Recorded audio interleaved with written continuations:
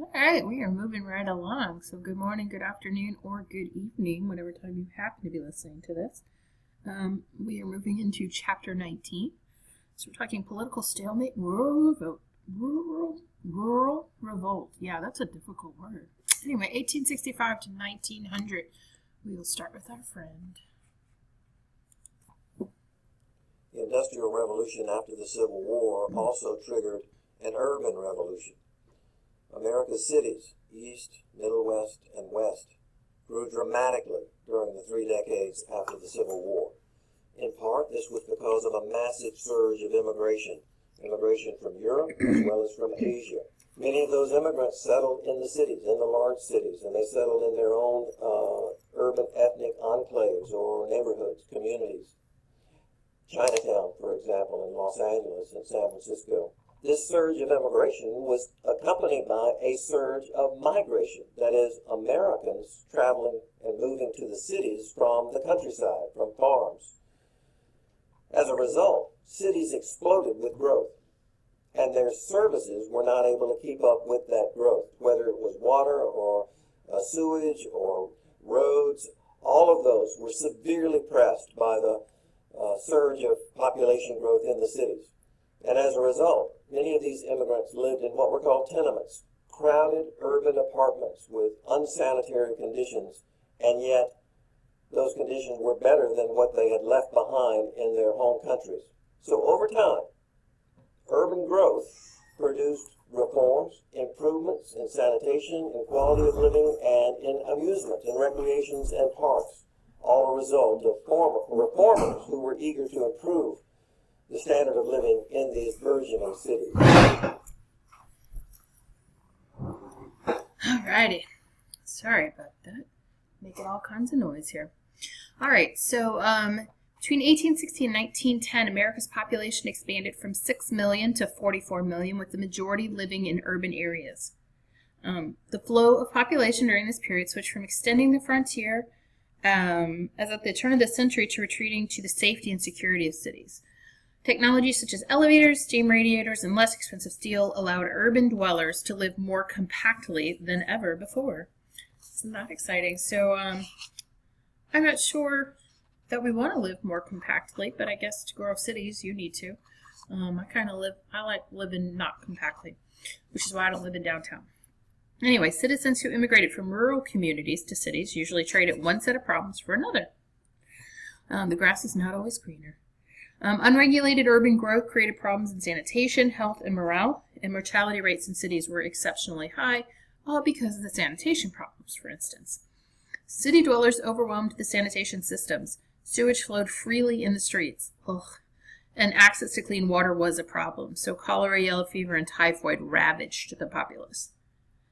At the end of the 19th century, a drive to reform sanitation systems succeeded in banning hogs and cattle from cities, building separate water and sewage systems, and establishing trash collection services. Into the late 1800s, they decided to ban hogs from the cities. Alrighty, so this is the percentage of populations living in the cities, and you can see how heavily skewed it is to the East Coast. That is where you have your larger populations. Places that are easy to get to, coastal towns, things like that. St. Louis, because it's on the Mississippi River. So if you're sitting there going, well, why does St. Louis there? But it's on the Mississippi. These are large cities in the 1920s. So this is 1880. And you can see the big difference by 1920. You can attribute a lot of this to the Transcontinental Railroad and all the additional railroad lines and whatnot. Just the growth, the immigration influx in the late 1800s. Look, we made it on the map down there, Houston. All right, moving on. So America has long depended on immigration to fuel industrial power. Now in the Second Industrial Revolution, the United States welcomed such a large number of immigrants that by 1900, 30% of residents in major cities were foreign-born, with the majority being from Europe. So they were having issues in their own home countries, so they come to America for opportunity. We welcome them because we need them to do the work. To counteract corruption in New York City, the New York City Immigration Department, the Bureau of Immigration established a reception center on Ellis Island. So it's near where the Statue of Liberty stands today. Only immigrants who could not afford first or second class cabins were required to land there. All others landed in New York City Harbor. And when you went into Ellis Island, they checked you out. So inspectors asked arriving passengers 29 probing questions, including, "Are you a polygamist?" Can you imagine? You're a polygamist. Yes, here are my 7 wives. Yeah, I don't understand. But they also would check people's health, and if your health was not good, they would send you back. All right, so since most immigrants did not speak English, they were easy prey for swindlers. Still true today. Many immigrants settled in communities, and these enclaves often took on the names of their ethnicities. For example, Little Italy and Chinatown. Nativist groups rose during this time, and a nativist is somebody who believes that born in this country is better than foreign born, basically. So immigrants are not as good as people who are born here. And you could probably say there are quite a few nativists still living in the United States. Members of these groups were frustrated by the new arrivals' willingness to work for standard wages and were often fueled by religious prejudice. The rise of nativist sentiment led to restricted immigration. In 1882, Congress overturned President Chester A. Arthur's veto of the Chinese Exclusion Act. So the first federal law to restrict immigration on the basis of race and class, shutting the doors to Chinese immigrants for 10 years. Which is interesting because I'm sure I've told you this before, but we actually recruited the Chinese to come and help us build our railroads. Yeah, and then we went to exclude them after they've helped us. This is a Chinese caricature. John Chinaman is escorted out of America by Lady Liberty with his ironing board and opium pipe, while the other accepted minorities look up. So, you can see the Indian and, I think that's an Australian guy, maybe, and the black guy. Yeah, anyway. I guess that's an Australian. I don't know who that's supposed to be with the hat, but either way. All right, vaudeville. So growing incomes, the availability of public transportation enabled more people to take advantage of life in the city.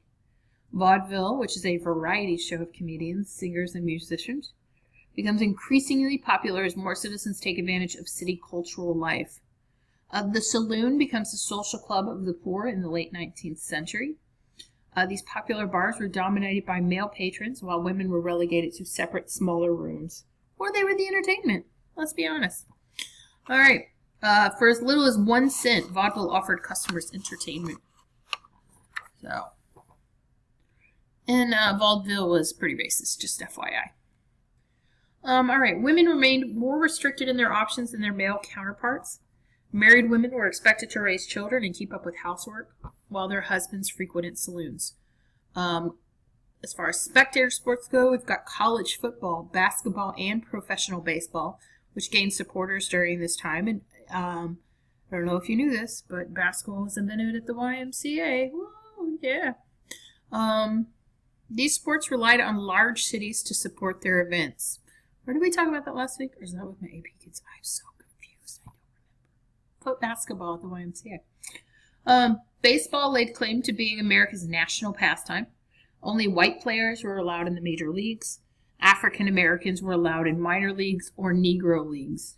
It does not become desegregated until after World War II. And desegregation kind of starts with the desegregation of the military. All right, social Darwinism. So the late 19th century, I think I told you a little bit about this last week when we were talking about Carnegie. So he was a social Darwinist. The idea is that in later 19th century, Europe and the United States moved from accepted idealism of life to a more scientific realist study.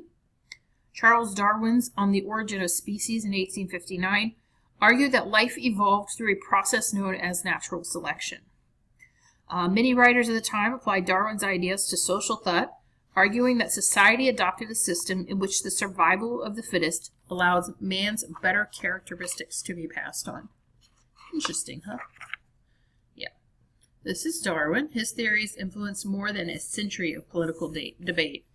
And his theories were based on animals and things like that, not necessarily humans. It was somebody else who created that social Darwinist idea.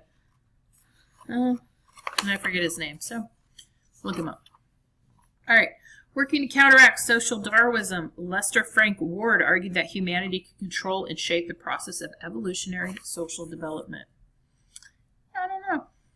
All right, so this is supposed to be another video, but I cannot find the actual video, so we're just going to look at him kind of sleepy-eyed there, and I'm going to read what he was going to say. I think I'm going to, yeah.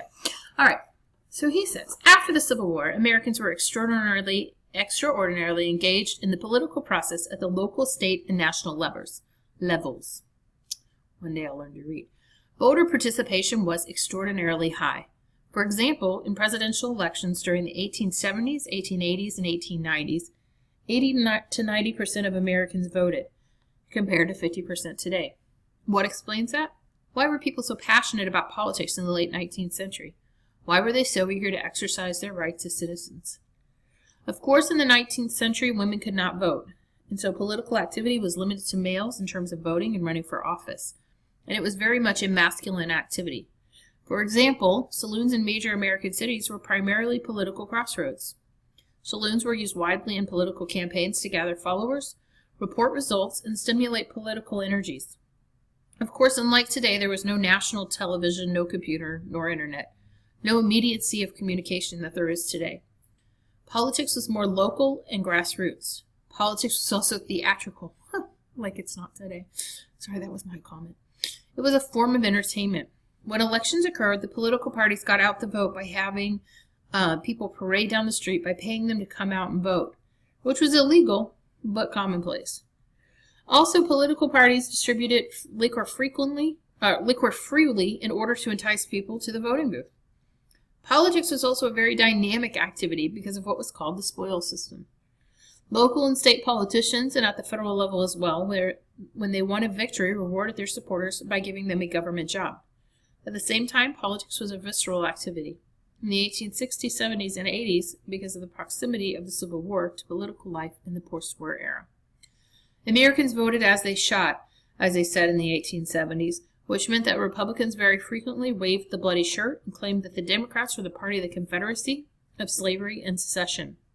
They encouraged people to vote based not so much on particular issues as party loyalty and party history associated with the Civil War.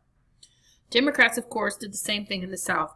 They pointed out that they were the party of secession and of the Confederacy in order to ensure that Southerners voted the Democrat way. Another reason that people participated in politics at the presidential level so actively in the late 19th century was that parties were so evenly divided that only a few votes could determine the outcome of the election. So people went to the polls knowing that their vote was truly going to count, because political balance between Democrats and Republicans was so evenly split. Unfortunately, another reason why politics was so active in American life in the late 19th century was that corruption was widespread. In fact, the Republican Party actually split in two because the corruption alienated so many members of its parties. That's one reason why the Mugwump faction of the Republican Party emerged. They were so disgusted with the corruption of their party by so many of their elected officials. All right, I know it's not quite the same, but that's what he was going to say. So you get the gist. All right. So 1873, Mark Twain and Charles Dudley Warner coined the term Gilded Age to depict the corruption and greed that was running rampant through corporations and politics. And I believe I told you gilded kind of means covered in gold, so you scratch the surface, and you kind of see what's underneath. And that's what's going on here. On the outside, it looks amazing and fantastic, and what a wonderful life, and you can go and get rich and make so much money. But when you start to scratch the surface, you see the political corruption, you see the ways the immigrants are living, you see the tenement houses and all this kind of stuff that's going on, and the working for lower wages and long hours and etc. So, the Gilded Age. It was personified by New York City's William Boss Tweed of Tammany Hall, who was the de facto ruler of the city. Politics during this time period were deeply personal, and a person's affiliation with a political party could be traced back for generations. At the end of the 19th century, neither major party was willing to adopt controversial platforms, and the difference between them was slight. Rapidly growing cities overwhelmed local governments, which were often fragmented and poorly staffed. This situation led to the rise of political boss and urban political machines, which specialized in helping those who needed assistance for a price, in the form of either votes or economic kickbacks. At the national level, politics still concentrated on post-Civil War battle lines, with many viewing battles for supremacy between the two parties a stalemate. As loyal as people were to their political parties, elected officials were even more so to their constituents. The power of patronage to appoint supporters to governmental positions often resulted in incompetent and corrupt individuals being named to important offices. So we'll talk in a second how they fixed that. At this point, Republicans were mainly Protestants of British descent, living mainly in the North, and Democrats were often Southern whites, recent immigrants, and Catholics of any origin. For 60 years from the start of the Civil War, Republicans dominated the presidency, the Democrats winning only twice with the same candidate, Grover Cleveland. Chief executives were rarely considered strong, with one exception, our friend Theodore Roosevelt. All right. The courts overturned most regulations that states tried to enact on corporations. Few politicians viewed accepting gifts from corporations in exchange for votes and support as compromising their integrity. When Rutherford B. Hayes becomes president, he tries to reform civil service programs to abolish the spoils systems of patronage. He suffered from an 1876 election debacle in which a congressional commission awarded him victory, so support for his programs was slight. He faced inter-party squabbles between the stalwarts, who fully supported Grant and his cabinet, and the half-breeds that were only half committed to Grant and to reforming the spoils system. What a terrible name, the half-breeds. Hayes had always insisted that he would run only for one term, and even if he had changed his mind, he did not have his party's support. As a result, in the 1880 election, James Garfield was the Republican candidate and won the presidency. Garfield was assassinated only 4 months into office by a deranged office seeker, Charles Guiteau. The 1880 Republican ticket had been a compromise between stalwarts and half-breeds, with Garfield a half-breed and his vice president, Chester A. Arthur, a stalwart. Arthur becomes president. As president, he proved surprisingly competent. He enacted several civil service and tariff reforms during his administration. Perhaps his most important accomplishment was the Pendleton Act. This promotes merit over partisanship in awarding government jobs. So this is kind of what solves that problem of being able to kind of just give a job to your friends or to somebody who paid for your campaign or anything like that. It means this is why when you want to work for the post office or you want to work for any other kind of public service job, you have to take an exam and you have to be qualified for it. Let's see, the 1884 election, the Republicans dumped Arthur in favor of James Blaine. And I know you've never heard of President Blaine, so he does not win. During the campaign, a group of newspaper editors known as the Mugwumps published embarrassing letters illustrating that Blaine was in the pocket of the railroad barons. The Democrats nominated the governor of New York, Grover Cleveland, who had battled Tammany Hall in New York City. Not long after, it was revealed that Cleveland had an illegitimate child, a situation that the Republicans attacked with frenzy. They would do that today, too. Cleveland believed that the relationship between the federal government and its people was one way. The people supported the government, and the government did not support the people. As a result, he protected the federal treasury and vetoed quite a bit of legislation that he believed violated this rule. And he's not the only person who thought that. I mean, a lot of people thought that the government should not be involved in people's lives. So, this is Senator James Gillespie Blaine of Maine. Blaine of Maine. Sorry. It's the Republican candidate in 1884. Wonder if he got voted because his name rhymed. Blaine, Governor of Maine, or Senator of Maine. Yeah. All right, this is Grover Cleveland. As president, he made the issue of tariff reform central to the politics of the late 1880s. Let's see. Prior to the passage of the 16th Amendment to the Constitution, which gives the Congress the right to tax citizens' income, or income tax amendment, the chief revenue source was the tariff. Many began to fear that the tariff had led to the creation of trusts by taxing imports to allow more profits. Cleveland believed that tariffs were too high and argued that they must be lowered. The stage was set for the election of 1888. The Democrats renominated Cleveland, and the Republicans nominated Benjamin Harrison. Cleveland and the Democrats favored lowering the tariff. The Republicans and Harrison, favoring industry, raised an enormous war chest and defeated Cleveland in electoral votes, although Cleveland won the popular vote. So again, not the first time it's happened. Not the last time. I'm talking about this past election. You know what I mean. All right. So Harrison was president in name only. His Secretary of State was James Blaine, the 1884 Republican candidate. The most important piece of legislation enacted during that time was the Sherman Antitrust Act, which forbade contracts, combinations, or conspiracies and restraint of trade to create monopolies. However, the wording of the law is too vague to be of any real value, and it takes the Clayton Antitrust Act to make the Sherman Antitrust Act effective at all. All right, King of the World. Reformers targeted the growing power of monopolies, such as that of John D. Rockefeller's Standard Oil. All right, so we have issues with money. Because remember, after the Civil War, the Confederate money means nothing. They try to get rid of the greenbacks, all this kind of stuff. So during this time, an issue develops that would plague the country for years to come. What form of currency should be accepted? Specie or money made out of a precious metal was rare in the West and the South. Many of the new states that had recently joined the nation had silver mines, and many of the silver interests bankrolled an attempt to allow more coining of silver as legal tender. The theory was that the more money that was minted, the more would be available. Those opposed to this idea feared that the more that was printed, the less it would be worth. They're more accurate. The more you put in the circulation, the less it is worth. The Mint Act of 1792 mandated that the weight of one silver dollar coin must be 15 times as heavy as a gold $1 coin. In 1837, all money was based on the silver standard, but was then changed to a 16-to-1 ratio. In 1873, the coinage of silver was dropped. The currency supply of the United States failed to keep up with the growth of the population. Interesting. All right, so unrest in farming communities results from a looming economic depression. Farmers' debts rose as the prices of their crops plummeted. After the Civil War, farmers faced a downward spiral in the prices of their crops as domestic overproduction and increasing international competition cut into their market. The farmers first blamed the railroads, which charged whatever the market would bear to haul produce to market, with little room to bargain.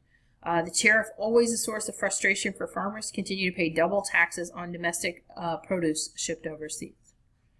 When Congress would not take action to help them, farmers began to organize similar to the labor unions to make their voices heard.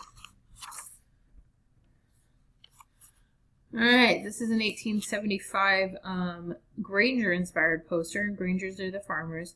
It shows the farmer at the center of society. So Grangers are made up of farmers. They're not the farmers. They're made up of farmers. So we'll talk the National Granger Movement. So this is the National Grange of the Patrons of Husbandry, which is a lot to say. So they call it the Grange. It's an early farm union. It was established in 1866. Originally, it was a social organization for farmers. It soon becomes directly involved with politics. Their first attempts at legislation were not entirely successful, but established the foundation for future work. The Granger movement eventually declined, but did not disappear entirely. As the power of the Grange waned, farmers' alliances grew. By forming collectives, they worked to overcome hardships such as indebtedness, falling prices, and droughts. They formed cooperatives with shared ownership of community stores and warehouses, thus bypassing the middlemen. Never fully organized at a national level, farmers worked within the established parties in their states or created small third parties to reflect their views. More successful in the South, where farmers refused to leave the Democratic Party, they won several political positions at the state and federal level. In 1892, an association of farmers, labor, and reform groups organized the People's Party, also known as the Populist Party. In the election of 1892, President Harrison again faced Grover Cleveland, and both faced the populist candidate James B. Weaver. Cleveland won both the popular and electoral votes. Go Cleveland. This is Mary Elizabeth Leith. She is a charismatic leader in the farm protest movement. Almost there, kids. Almost there. All right, Depression of 1893, just before Cleveland was sworn in for his second term. The Philadelphia and Reading Railroad. So if you ever just thought it was on the game of Monopoly, it is not. There was really a Philadelphia and a Reading Railroad. Declared bankruptcy and took with it several banks and other overextended railroad companies. This sparked an economic panic that lasted 4 years with an unemployment rate of 20%, which is very high. All right.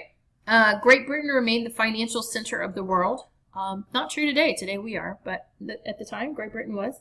The failure of a large British bank forced many British investors to sell their holdings in America for gold.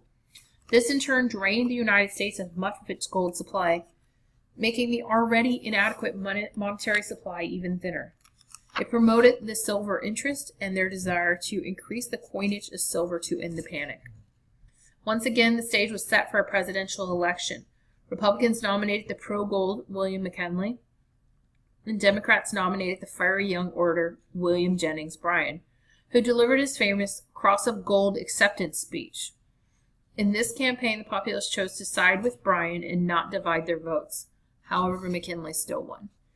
And William Jennings Bryan actually ran for president quite a few times and never actually won. This is him. He gave his Cross of Gold speech at the 1896 Democratic Convention, roused the delegates, and secured him the party's presidential nomination. What? So you can see the votes there. William Bryan is the blue, orange is McKinley, Republican, and the other ones are territories, so they don't vote in the presidential election. So. All right. So 1896 was a high point for American voter participation, with 79% of the eligible voters participating. You would never have that today. By 1897, economic prosperity was returning, and discoveries of gold across the globe crushed the silver movement. So, silver movement really never got off the ground. And always remember, you cannot just add money to the economy. It makes things worse. All right. Well, that is all I have for today. So I hope you have a lovely morning, afternoon, or evening, and I will see you soon. Bye.